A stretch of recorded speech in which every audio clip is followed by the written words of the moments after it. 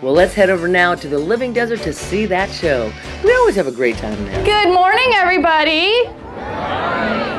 Oh, there's a lot more of you than that. Let's try that again. Good morning, everybody. Good morning. Much better. I want to make sure you don't miss anything. You're going to be meeting some more of the coolest animals from the hottest places all over the world. All of these animals specialize in living in these desert climates where it can get very hot during the summer and it can even get pretty cold during the winter. This first bird I'm going to officially introduce you to is what some people consider to be the world's most perfect desert hawk, and her name is Sonora.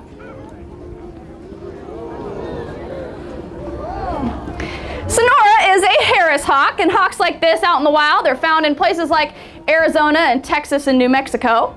Once these guys spot something they can make a meal out of, they're going to fall into an incredible dive.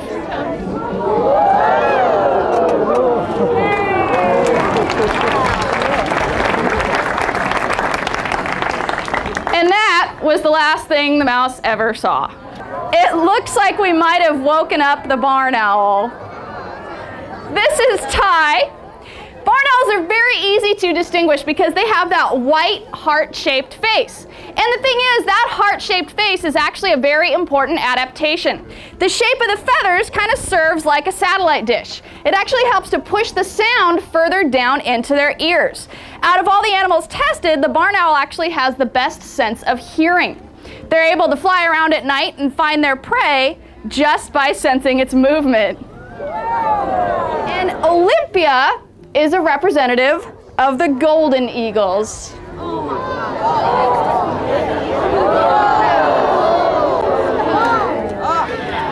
Olympia is, as I said, a golden eagle.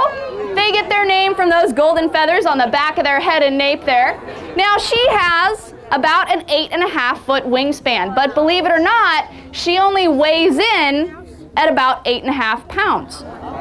Birds like this have to be lightweight just to get off the ground, let alone stay up in the air. This is Ruka, and Ruka is a serval. One of the first things you'll notice about the serval's body is those very long and slender front legs. Well, they've learned how to use that for a couple of specialized hunting techniques. They are, in fact, very good jumpers. They've been seen jumping a good 6 feet straight up in the air to catch a bird as it flies by.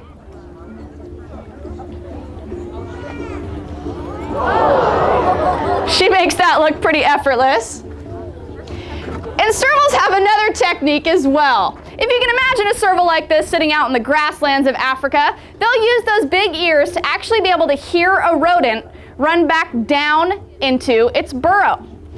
So I have here a pretend rodent burrow, and I have here a very real piece of rodent.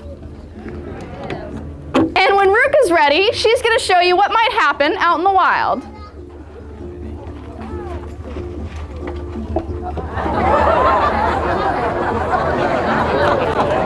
Did you get them all? There you go. I think that was the whole family. Can you imagine a paw like that coming through your roof? This is Linus, and he is an African crested porcupine. They get their name from this incredible crest of soft quills on their head. Now, he weighs in at about 40 pounds, and you can imagine he'd be pretty formidable for something like a lion or a hyena to bother. But if they try, he's going to puff up all those quills and make himself look about twice as big as he really is. And if that doesn't work, he actually has some short, hollow quills that look kind of like drinking straws at the base of his tail, and he's going to rattle them together and make a big, scary noise. And if that doesn't work, their last resort is going to be to stomp their feet and run backwards right into that offender. This is Echo. And Echo is a sulfur-crested cockatoo. Species of birds like this are found out in Australia. What do you think about a donation today, Echo?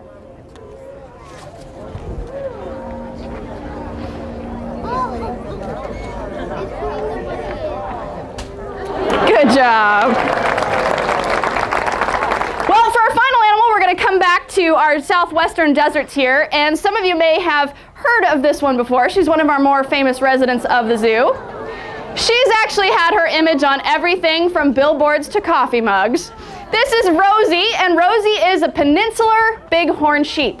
I say very specifically that she's a peninsular bighorn because there are actually several types of these sheep throughout the United States. But this subspecies is very local to here in our Coachella Valley, and they used to even range down into Baja California.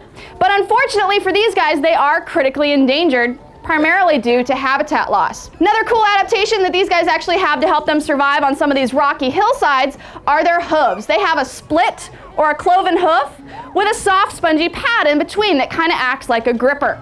Out in the wild, they've actually been seen running up slopes at 85-degree angles. So they are pretty incredible survivors. So the last key that these guys really need is some more habitat protection in order to remain here in our valley. I really hope that you've enjoyed meeting some of these animals that share our world's deserts with us. I want to thank you again for coming and have a great day here at the Living Desert.